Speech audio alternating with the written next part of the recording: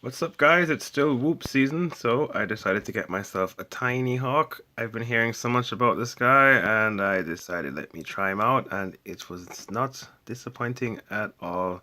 It's really a great 1S tiny whoop style drone that I really enjoy flying. So I'm gonna share my thoughts since I've been flying this, the Snapper 7 rebuild into this frame. I still really like this one. I'm gonna show you the differences, what I like about this versus this one.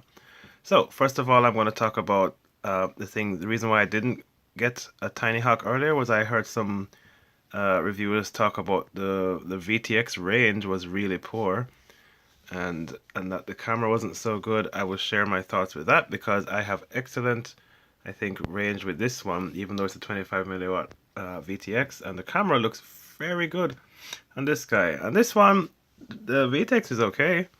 I'm going to show you my little test here. Also, I'll talk to you about flying acro versus angle mode. And I've found myself flying angle mode a lot more these days with these guys indoors. However, outdoors, always acro. Or if you want to do cinematic flying indoor, acro works very well. But if you want to just zip around and hit some really hard to get gaps, angle mode works very nicely. Now, I was against angle mode for a long time because I used to think angle mode is for beginners, and only the really cool pilots fly acro.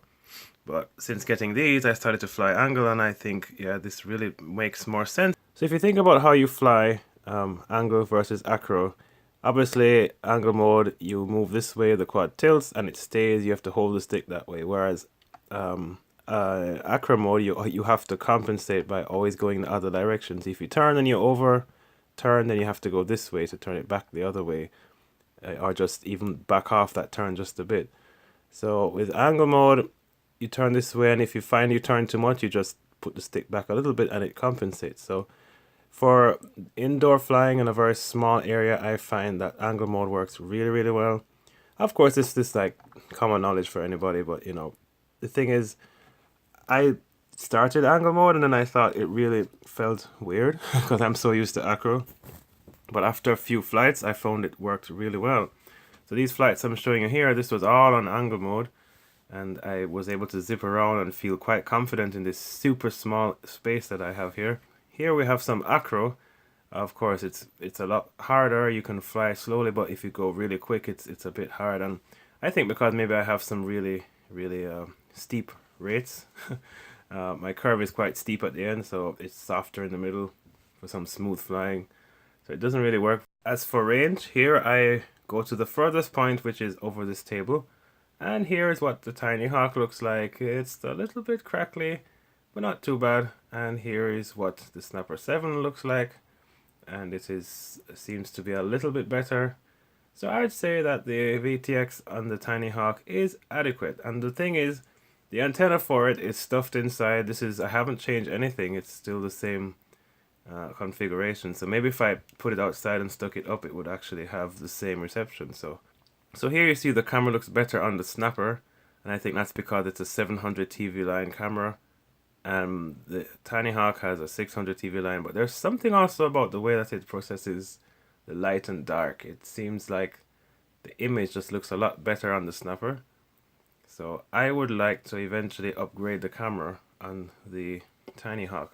But the Tinyhawk really beats the Snapper because it is way more stable. I feel like I can control it more. Because I don't know if it's because it has the three bladed props, but it is the punch is very instant, and of course the motor, the diameter is wider, so it has a lot more. The spool up time is a lot shorter, and you can feel that when you hit the throttle, it moves right away. Whereas with the Snapper, there's a softness to the throttle. Very hard to describe, but it could be because I have these four bladed props versus the three bladed props on the Tinyhawk. But I know that the diameter of the motor makes a big difference as well. And yeah, but I am yet to try out the four bladed props with the Tinyhawk that have the turtle mode, which I miss so much. That's one thing I really hate about this, not being able to turtle mode. Anyway, that's it, guys. Just my thoughts. Yeah, hopefully I can bring you some more of my 3-inch stuff. I have been making a long range build that I am yet to properly test, and we will see how that goes. And yeah, keep flying.